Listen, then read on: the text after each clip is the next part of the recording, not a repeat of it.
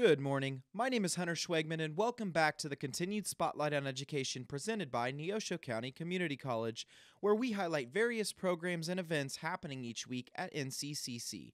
Today, we will be speaking with some of the instructors within the Applied Sciences Division. And first off, we're sitting down with Physical Science Instructor Homer Bearrick to talk about the Applied Sciences Division. Homer, how's it going today? Very good, thank you. And thanks for having me here today. Appreciate it. So, Homer, just kind of give us a little bit of background on you. What's your background in teaching? How long have you been here? What kind of certificates do you hold? What kind of degrees do you hold? Just tell us a little bit about yourself. Okay. Started off at Oklahoma State, and in those days I ran out of money. Went from $9 a credit hour to $6 a credit hour, which is cheaper. I graduated from Northeastern State University with a BS in education and a chemistry major. And then I graduated from Pittsburgh State in the School of Arts and Science with a chemistry major. By the way, that was paid for by the National Science Foundation, which I was very happy to see. I started off teaching in Tulsa, and because they were paying $400 to $300 a year, that was in 1964, I moved to Kansas City for $5,500. I taught there for 6 years. Then I moved to Colby Community College, where I taught for another 6 years. I taught the chemistry there.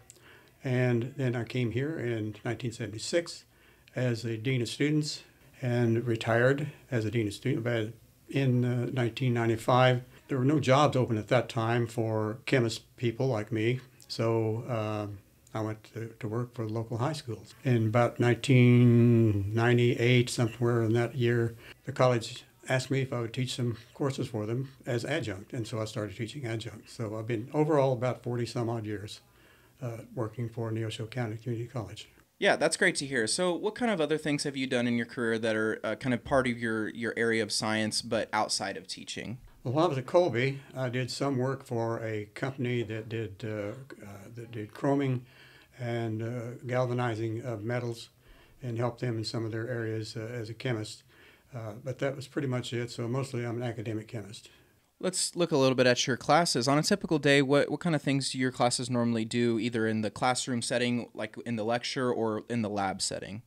Well, today we start off, I had a demonstration. I do a lot of demonstrations. Had a demonstration in the hallway where we took a spring that was about 20 feet long, and we looked at different kinds of waves. And when that was over, that's kind of fun. The kids like that. And then when that over, we went back in, and we worked some more problems and discuss then sound and how sound affects us and how sound affects us as we grow older, how it affects our ears and what happens to them.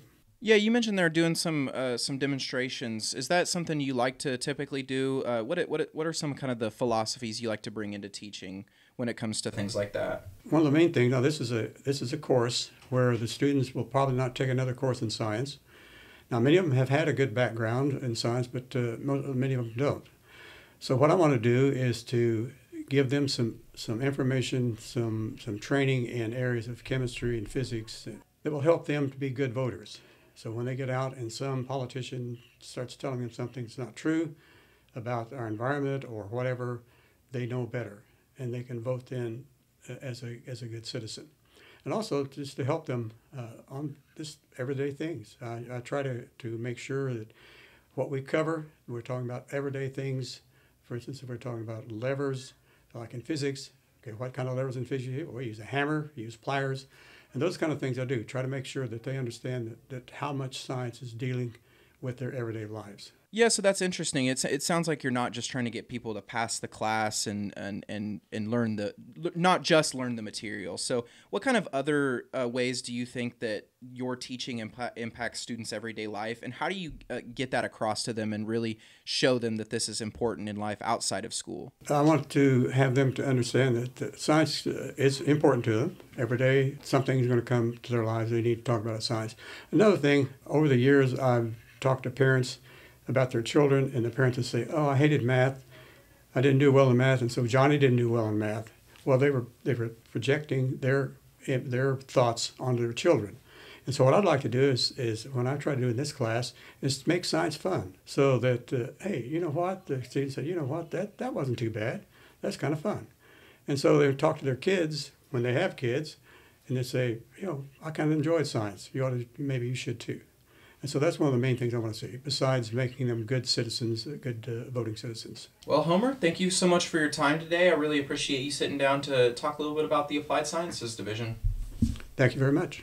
In this next segment, I'll be sitting down with Mathematics Instructor Paul Walcher to discuss the math department. Paul, how are you doing today? I'm doing great, Hunter. I'm glad to be here. Having a pretty good day. That's always good to hear. So I just want to give our listeners a little bit of background on you first. What is kind of your background in teaching? You know, what kind of experience do you have, degrees? How long have you been here at Neosho? Just tell us a little bit about yourself. I think I started out in education as a tutor.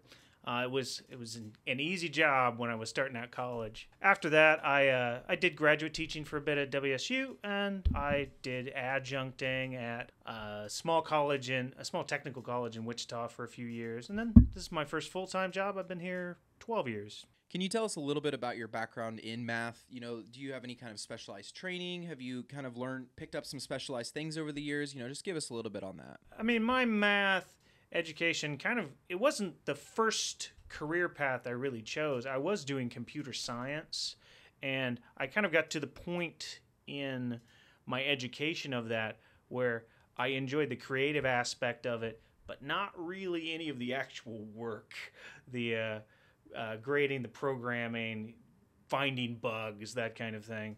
I enjoyed the creative side, which was just mathematics. So I switched to that, and since then, I've done a few things outside of education, but it's mainly just been education. I did some work under graduate professors for analysis and a little bit of statistics. But yeah, so just talk a little bit about what a typical day in your class might look like. If I walked through the door and sat down at a desk, you know, what would I expect in one of your classes? It depends a bit on the class. I do still lecture some. They're telling us at conferences it's better to move away from that format just because it's really not the most efficient way for most students to learn. So I've tried to move away from that some, even the ones I'm lecturing where I do more group work and more activities. But I'm also doing some flipped classes where students do instructional material like videos or reading the textbook outside of class. And in class, we actually do the work, the homework, the projects, the actual things they struggle with. When I used to teach, occasionally they'd come to me and say, I understand it perfectly during the lecture, but when I get home, I can't put it together. Well, that's one of the reasons I made this choice, is to give them the chance to actually get my help when they're in the thick of it. Yeah, so you talked a little bit about that changing things up and moving away from lectures and stuff like that. How much does your own personal philosophy about teaching or about learning mathematics, how much does that play into that? As a teacher, I'm really willing to change my methods or how I'm going to approach a subject to help a student. There are similarities between classes and cohorts of students you get, but every student is also different to some extent.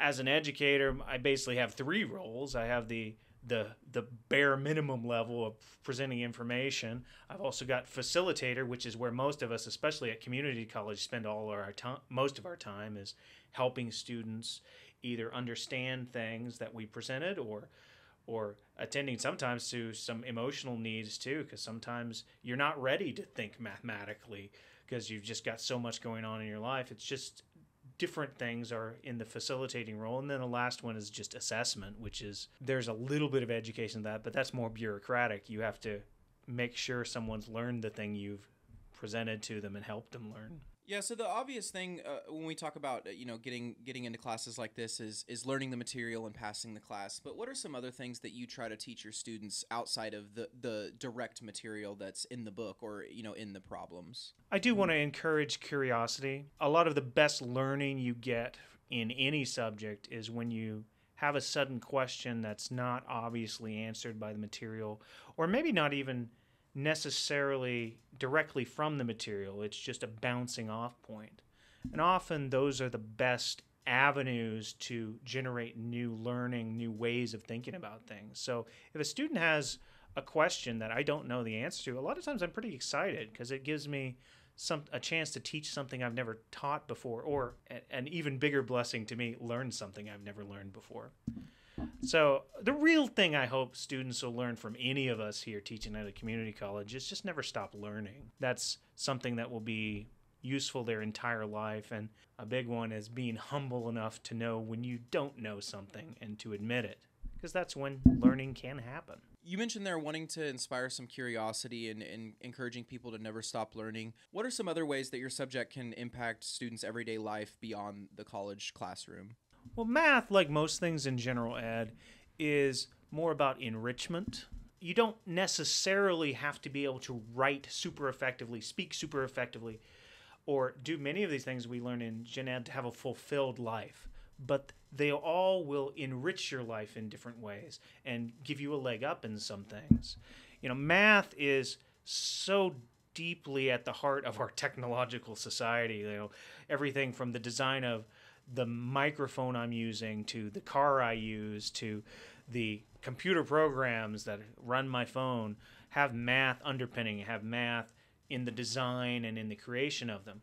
Do you necessarily have to be part of the creative process of that to enjoy modern life? No, but it will enrich it. It'll give you a deeper understanding of the issues you face, the problems you face. When you have a student that comes up to you and they have a particular interest in mathematics, you know, how do you advise them in continuing their college career in that field and to continue that, you know, curiosity like you mentioned? It depends on the student, of course, what they're interested in. If they have a clear goal, like they want to go into combinatorics or something to do with matrices or some specific field in mathematics, of course, then I would look for a place where they could really nurture that goal.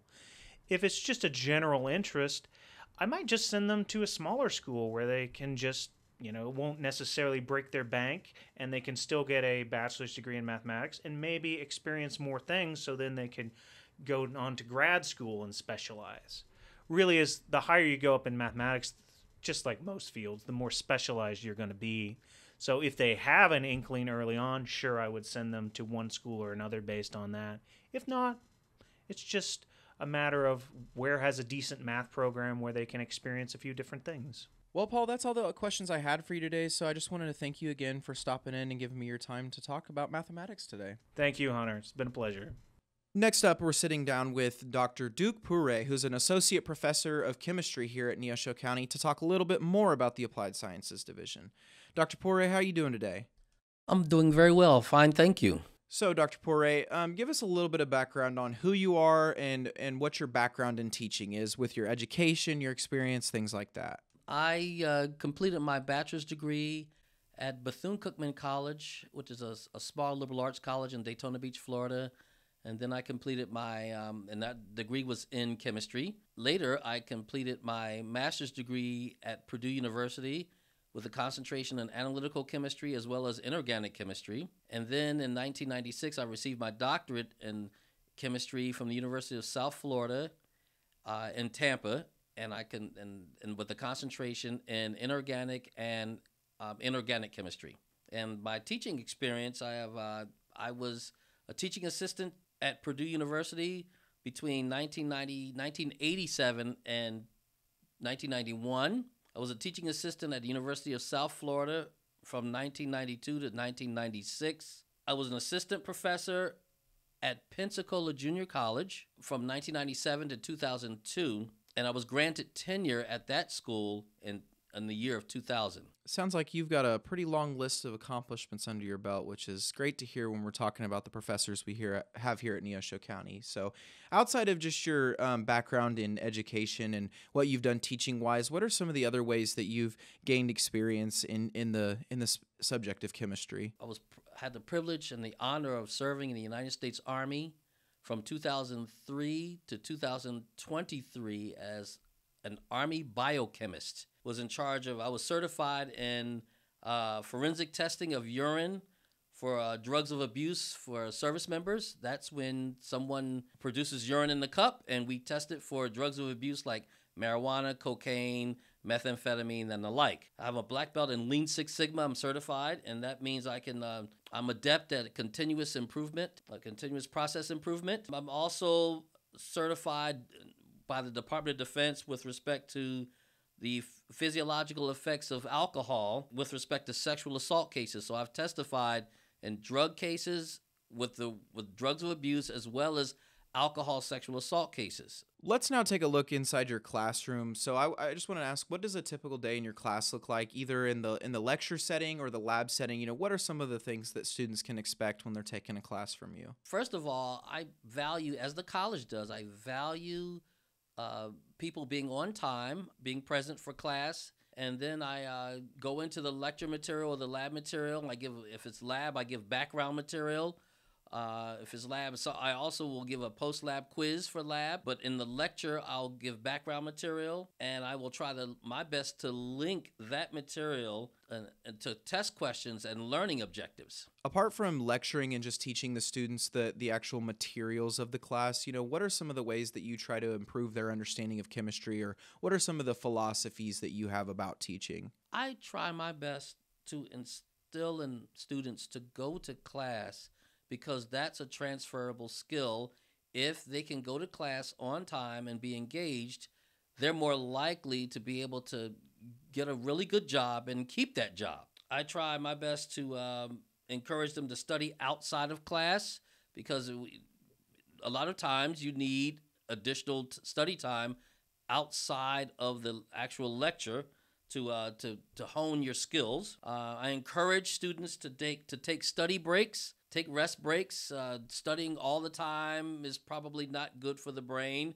It certainly made me tired when I was in college, so I encourage people to take study breaks. I try to encourage my students to respectfully request additional information with regard to their grading. For example, if a student gets a paper back from me and they believe that I took off points that they think they should get, they can approach me and say, Dr. Poore, I think I got this right. And I try to teach them to respectfully approach the professor and ask for clarification, because my professors taught me you get more bees with honey than you do with vinegar. I think it's a great way to look at it. I think being open to speaking with students and explaining the processes is always beneficial for both sides. Like you said, just having that honey there instead of the vinegar. So you mentioned some of this in your last answer, but when you're talking in terms of reaching a specific point for each student, outside of just passing the class, what are some of the goals or skills that you want each student to have or to learn from each class each semester? Yes, great question. I try to encourage students to take breaks, live a holistic life, try to include things that they enjoy doing in between studying, trying their best to hydrate and eat properly, because the brain needs proper nourishment to be able to retain information. And I think, in my opinion, that encourages and enhances the learning process. All right, so students have taken your class, they've learned everything that they can learn from you, and they're off into the workforce. What are some of the places that students who come through your doors, where do they typically end up, or what kind of careers do they pursue? A lot of my students are interested in biology, so they're pursuing bachelor's degrees in biology at higher institutions, at the universities. I have a number of students who are interested in dental hygiene, and so they come through my class and they're very excited. They're usually very good in chemistry. And some students are interested in majoring in chemistry at the bachelor's level, and they come through my class and they're very enthusiastic, and they go on and they typically do great things. At the end there, you mentioned some of the students that come through that are specifically looking to move on in like chemistry bachelor's programs. So what kind of success stories can you share from some of those students who have gone on in the field of chemistry? Well, I have quite a few, but I will just mention that I had a student who completed his MD and they became an officer in the United States Army, and I had another student who became a pilot in the United States Navy. Those are always great stories to hear when you hear that the work you did mattered and it made a difference in someone's life at some point. For students that do come through your program and want to continue their education in chemistry, how do you advise those students to help them move on after Neosho County? Well, I've always believed, that's a great question, I've always believed that a school is a lot like a good shoe when you're buying a shoe at a store. You want to find the right fit for you. It has to be the right size, the right width. The pronation has to be the right way in terms of if you have a high arch or a flat foot. And when it comes to education, The class size has to be right for you. The student-teacher ratio has to be right for you. Whether there's dormitories or not, that has to be taken into consideration. Extracurricular activities and professors who have at least 5 hours for office hours per week. Here at Neosho County Community College, we are under contract to have 10 office hours. And I think that is so critical for students learning. So I urge students to look at those factors and others that are important to you in judging whether or not you want to go to a particular program. You mentioned there at the end that students should look more into the policies of what office hours are offered by their instructors.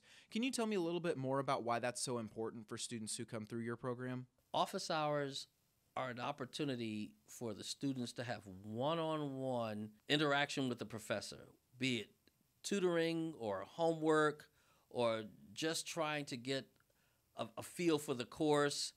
And to have office hours, to have 10 office hours per week, I look at it as a blessing. And I think it's great to have that. I think office hours is a great opportunity for students to get to know the professor get to know the student, and the professor to be able to explain material in detail, help the student with homework, help the student understand the material in the chapter, help the student understand the likely questions that are going to end up on the exam and the like, because it is critical that the student have good interaction with the professor in order to be successful in the course. We've talked a lot about the way that your classes impact students that are going into the field of biology or chemistry or something in that realm, but how do you try to get things across to students that might not be going into those fields, that might just be taking this class as part of a separate degree? How do you impact on them that your subject impacts everyday life? Chemistry is all around us. The air we breathe, the water we drink, the prescription drugs that we take, the gasoline that we put in our vehicles, the breathalyzer tests that are used that are administered during a field sobriety test. So I always explain to students that chemistry is all around us, and it's important that we all learn a little bit about chemistry. That's all the questions I had for you today, and I just want to thank you again for stopping in and sitting down with me, Doctor. Thank you so much for having me. And that concludes the continued Spotlight on Education presented by Neosho County Community College. My name is Huntyr Schwegman, and I'd like to thank you all for listening today. Tune in next week as we highlight more programs and events happening at NCCC. Go Show!